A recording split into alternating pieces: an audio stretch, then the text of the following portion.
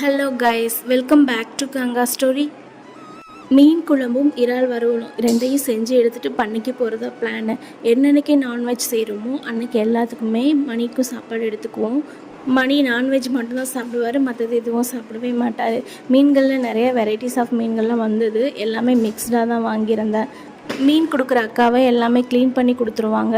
இறால் பொதுவாக நீட்டாக க்ளீன் பண்ணி கொடுப்பாங்க, ஆனால் அந்த முதுகில் உள்ளதை மட்டும் எடுக்க மாட்டாங்க. இது எடுக்கணுமா கூடாதான்லாம் தெரியாது, ஆனால் இது குடல்னு சொல்லுவாங்க, அதனால் நான் எப்பவும் க்ளீன் பண்ணி எடுத்துருவேன். இப்போ 5 கிலோ இறால் விற்பனை செய்கிறாங்கன்னா 5 கிலோவுக்கும் உட்காந்து இதை எடுத்துக்கிட்டு இருந்தாங்கன்னா அவங்களால விற்பனை செய்ய முடியாது தானே.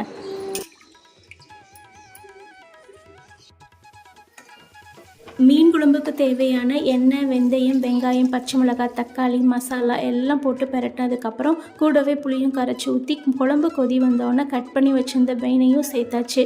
அவ்வளோதான், இன்னும் கொஞ்சம் நேரத்தில் மீன் குழம்பு ரெடி ஆயிரும்.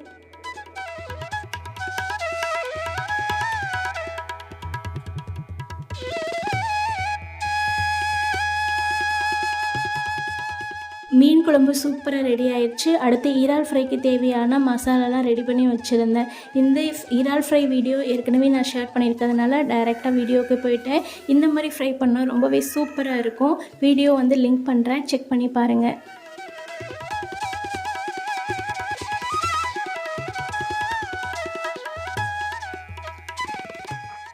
பட்டுக்குட்டிக்கு வடிதட்டு மட்டும்தான் ஒன்று எடுத்து கொடுத்துட்ருந்தேன். அதை வச்சு அவர் விளையாண்டுட்டே பண்ண வரைக்கும் அமைதியாக வந்துட்டார், எந்த பிரச்சனையும் பண்ணலை. சமைச்ச சாப்பாடை இந்த மாதிரி ஓப்பன் ஸ்பேஸில் புல்வெளிகளோடு உட்காந்து இயற்கையோடு இயற்கையாக உட்காந்து சாப்பிட்றது தனியாக ஒரு சுகம்தான்.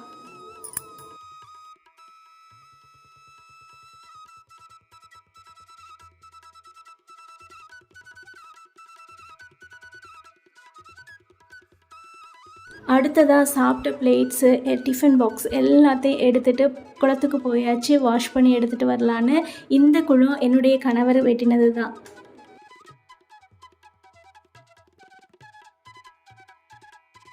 தண்ணி எல்லாமே ரொம்ப சுத்தமாக க்ளீனாக இருக்கும், பார்க்கவே கண்ணாடி மாதிரி இருக்கும். இதுக்குள்ளே நாங்கள் பிளாஸ்டிக்ஸ் மற்ற மாதிரி எந்த குப்பையும் நாங்கள் யூஸ் பண்ணுறது கிடையாது, ரொம்ப சுத்தமாகவும் வச்சுக்குவோம். மேக்ஸிமம் குழந்தைகளுக்கு இந்த மாதிரி ஒயிட் கலர் கிளாத் தான் யூஸ் பண்ணுவோம், வாய் துடைக்கிறது எல்லாத்துக்கும். நான் குளம் சுத்தமாக இருந்ததுனால இதிலே துவைச்சி எடுத்துட்டேன். வீட்டில் போயிட்டு ஒரு தடவை சோப் போட்டு துவைக்கவும் செஞ்சுடுவேன்.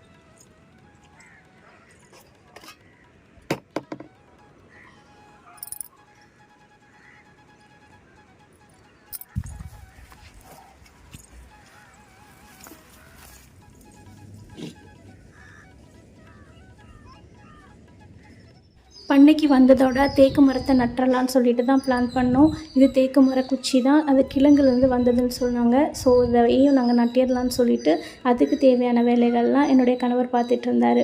இவர் தான் மணி, என்ன சீரியஸாக வேலை பார்த்துட்ருக்காரு பார்த்தீங்களா. மணி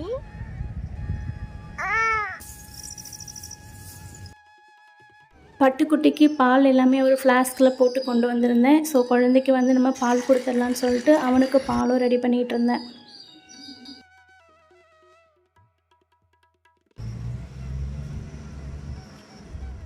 நாங்கள் ரிலாக்ஸேஷனுக்காக வர்ற ஒரே பிளேஸ் இதுதான். எப்பப்போ தோணுதோ அப்பப்போலாம் இங்கே வந்துடுவோம், சமைச்சிட்டு இங்கேயே உட்காந்து சாப்பிட்டுட்டு போடுவோம்.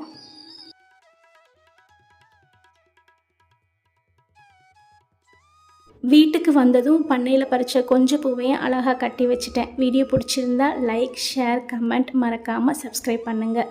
வாழ்க வளமுடன்.